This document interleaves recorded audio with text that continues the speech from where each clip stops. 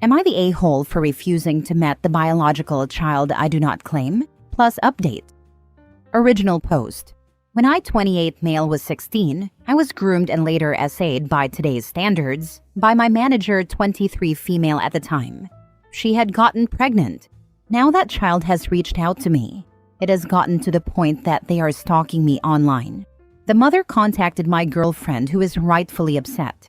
It feels like they took away our safety. I have become paranoid in public.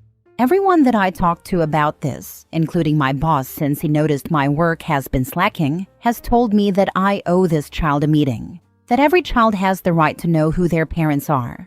I disagree. I wanted nothing to do with that child when I was 16 and still do not want to be involved. My girlfriend thinks if I met him, all this would be over. I think they will want more from me. I feel like this makes me an a-hole, since I also never financially provided and most likely won't. I just want this to stop. Now for the top comments before reading the update. OP, this comment section is a mixed bag. Here's my take. Lock down your entire online persona, every single account. Set them all to private or friends only. Comb through your friends list and followers. Remove anyone you do not know personally. You want to have your entire online presence be that of a silhouette. There, but difficult to see the details of. Make it as hard as possible for them to see any details about you, except for your name. I remember how it felt. I agree completely with all is said here, except I would add one thing. Give the kid your or your family's medical history. None of this is their fault either, and it's something that might actually save their life one day. This is great advice. My dad walked out when I was a kid and has rebuked every attempt I've made to make contact with him. He has grandkids now, but having his family history would have been so helpful. I did a 23andMe solely for this reason. It doesn't show every medical thing, but there are a few important pieces of medical information that I was able to find out for me and my kids too. All the best to you. Not the a-hole. If it's something you can't emotionally handle in person, then she has to accept it. You have the option of contacting a family lawyer for legal guidance. If there's no court order, then you don't owe any child support. But if the attorney sends a cease and desist letter, it could motivate them to go to court. Pressing charges for the assault could still be on the table too. An attorney can answer a lot of your questions and hopefully put you a little more at ease. It's an unhappy situation that never should have come to be. See, I'm a nasty bee, so I'd reply back to the mother and ask her if she really wants her child to be told that OP wants nothing to do with a child conceived from his mother raping a child. Not the a-hole. Why the heck are you telling your boss about this though? Stop telling people. And do not give her a single red cent. If OP works the same job, boss might know former manager, unfortunately. Now for some update. To start, I was not and still am not on the right headspace to revisit trauma that occurred 12 years ago. I also know that there are freaks who only want more details about the SA to wank off to. To clarify, I grew up in a Catholic household, the fourth child out of 12. Being born a male meant at 16, it was required by my parents that I get a job to help financially put food on the table. At 16, we, siblings, were taught abstinence until marriage, that any sexual act violates our body and breaks the trust and bond towards our future spouse in the eyes of God, which is why I never proposed to my girlfriend. We were never taught to not trust adults. Our parents failed to teach us consent though, power dynamics, or grooming tactics. I was a prime target. The grooming started with attention I liked, as I didn't get it from home. Positive affirmations about my work. Soon there were friendly lunches. I mean, to me at 16 we were friends, eating lunch together. Nothing strange. She gifted me clothing that is when I felt uncomfortable. The clothes stayed in my closet until one of my siblings started wearing them. Nobody in my household questioned where the clothes came from. I tried to make excuses as to why I couldn't be alone with her. I have too much work right now. Eventually, she called me into her office and asked if I knew the age of consent. I didn't. 16 is the answer. She admitted to being attracted to me, that if I was to keep being a man and providing for my family, I would do as she instructed. I didn't say no or fight back. I was scared of losing my job. I was terrified of my parents finding out. I blamed myself for having my virginity stolen. We now know that cases of SA and such are difficult to prosecute. The victim's testimony is what matters the most. I was a male, so I had that against me. I didn't fight back or say no. Clearly, that means I wanted it, right? That I wanted to brag to my peers. What peers? My siblings? Other children that attended the church? About bagging some hot 23-year-old that I worked for. Society 12 years ago viewed male victims differently than they do now. The guilt of sinning had eaten at me. I went to confession and told everything. I was told by the church to remain hushed. I was silent for 12 years. Now my parents know, and they resent me for denying them a relationship with their grandchild. My siblings want me to stay away from their children. I asked my girlfriend for space so she isn't a casualty in my trauma. My boss reached out and apologized for what he had said at the moment. He thought about it and realized that he may have negativity affected me. He also offered to pay for my mental health care at the really nice facility he found that specializes in rape trauma. He reassured me that my job with his company is secured. I may take his offer. Reading some of these comments, I realized that I am not okay. I also reached out to my cousin's wife, lawyer. She says if I take any legal action, the outcome may not be what anyone wants. The word would get out, and that child will also be known as having a child rapist for a mother, along with a dad who left them. She is preparing medical records to send over and a verbal warning about the online stalking. I don't know who is behind the screen. A tech-savvy 11 or 12-year-old wanting answers, or her using this opportunity to victimize me again. Either way, no matter what I choose, I will be considered an a-hole with trauma, and that child will have some sort of trauma as well. Next story. I kicked my husband out after finding out he was trying to cheat with our daughter's best friend. Am I wrong? I, 37 female, have been married to my husband Joshua, 38 male, for 15 years. We also have a daughter, Dia, 19 female, and her best friend is a girl named Aliyah, 19 female, whose parents we're also close with. Some relevant context is that I'm Indian and Aliyah's parents are too. Joshua is white. I was sent screenshots of deeply inappropriate texts from Aliyah's dad that were sent from Joshua to Aliyah. They were dated back to January. My husband was coming onto Aliyah and venting to her. She kept telling him to cut it out. She wasn't interested and threatened to tell me what he was doing, and saying unless he didn't stop texting her, which my husband did. In those texts, there were some truly disgusting things said about both Dia and I's skin color. Joshua said that he wished both me and our daughter were light-skinned like Aliyah, so we weren't such embarrassments to bring around his family and co-workers. Joshua even went so far to say that he wished he could divorce me and marry someone like Aliyah to try again at a blended family. Aliyah's dad said that he wanted to unalive my husband, but he would wait for me to confront him before doing anything. I was disgusted and horrified at what those texts said, but held out the tiniest amount of hope that maybe they were made up, so I waited for Joshua to get home. He didn't even bother to deny it when I showed the texts to him, and just begged for me to forgive him, saying that it was a stressful time in his life. He didn't know what he was doing, and he hasn't tried anything with Aliyah or anyone else since. I just told him to get out of my sight, and I didn't want to see him for the time being. My husband seemed disappointed but packed a bag before leaving for my mother-in-law's house. That was 2 days ago, and I haven't spoken to anyone except my daughter and mother-in-law. I haven't told Dia what happened, and instead just told her that Joshua and I had a fight, so her dad is staying elsewhere for a while. Joshua hasn't tried to contact me either, except for asking me when he could come back, which I didn't respond to. My mother-in-law is begging for me to accept my husband back, so we can talk it out and move past it. She said that I shouldn't throw away 15 years of marriage over a few texts. I don't know what to do. I'm still having trouble accepting that my husband would do something like this, and my mother-in-law is making me feel guilty for kicking him out. With all due respect, screw your mother-in-law. What your husband did was inexcusable, both to you and your daughter. It's bad enough he was saying that sort of stuff about you and her and trying to start an affair, but to do with your daughter's barely legal friend? Throw the whole man out. Exactly. For me, the comments he made about his wife and daughter's skin tone is unforgivable.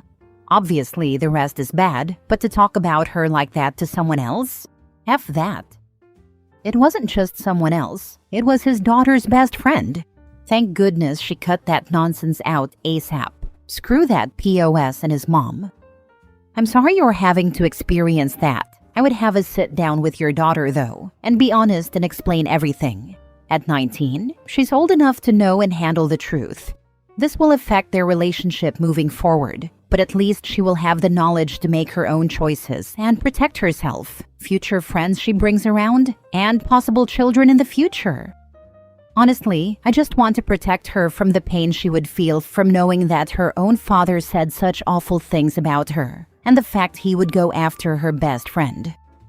She will find out eventually, and then she will resent both of you, him for saying it and you for tolerating it. And remember, if you divorce him, it's not you throwing away 15 years. He did that all by himself. Not wrong at all. There's many levels of inappropriate here, and I am so sad for you that your own husband said such awful things about your skin tone, much less hitting on a woman the same age as your daughter. The fact that he hasn't contacted you, but mother-in-law has, says a lot. I couldn't stay married to someone who had done that myself. I think it's partly because I've been with him for so long. I don't know how to envision the rest of my life without him. Next story. Am I wrong for blowing up on my girlfriend for letting her male friends sexualize her? I'm going to try and keep this as anonymous as possible. For whatever reason, curiosity got the better of me, so I looked through my girlfriend's phone to see how she felt about an issue she and I were having. Yes, we did talk about it, but she's typically the one to tell me what I want to hear. Long story short, I found text threads between her and 3 different men, each of whom she communicates with on a semi-regular basis. I know she had a sexual relationship of some fashion with each of them. This doesn't bother me. They were all before me, and the past is the past. However, it would appear each of these men still says sexually aggressive things to her. One dude in particular frequently tells her he would leave his wife for her. Another tells her he has to try and behave himself around her, and that he often thinks of hooking up with her. And the last one frequently gets drunk, says he misses when they used to date, and describes how he would like to hook up with her. Each of these men has made a reference to the fact that I exist, and each has stated they don't want me seeing the messages. While my girlfriend does not reciprocate, she does not ask them to stop. She even met with one of the men and purposely didn't tell me. When I confronted her about it, she explained that she didn't think anything of it and that she does not reciprocate the behaviors above.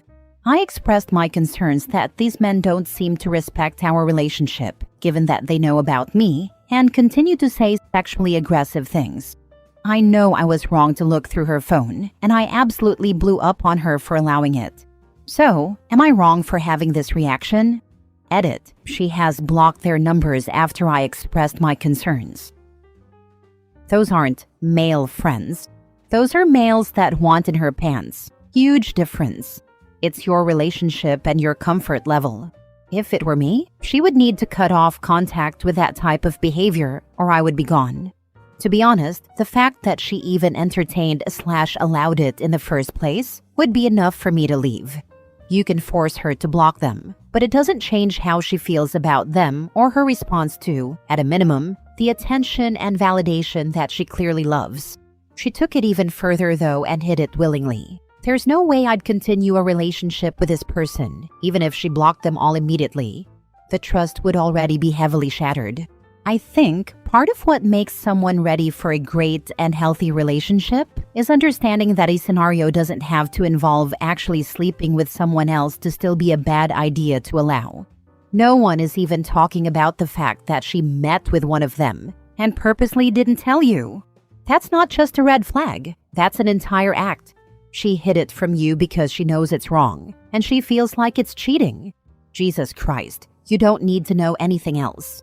She very likely is, or has, cheated on you with them. All you know about is one time she did it. Last story. My boyfriend broke up with me saying that he wants to be in a monogamous relationship.